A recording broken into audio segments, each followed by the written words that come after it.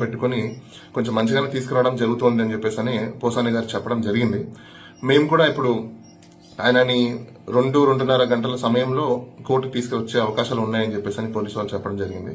కాబట్టి మేము arrest rejection ని బెయిల్ కి కూడా అన్ని రకాల పిటిషన్స్ ని రెడీ చేసుకుంటున్నాము.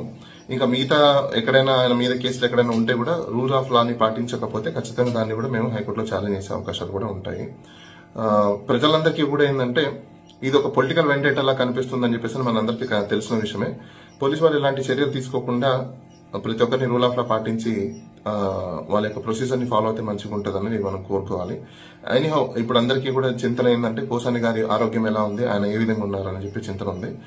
ప్రస్తుతానికైతే పోసాని గారు బాగానే ఉన్నారు. ఆయన ఆరోగ్యం అయితే ఇంకా మనం ఆయన వచ్చిన తర్వాత చూసిన తర్వాత తెలుస్తుంది.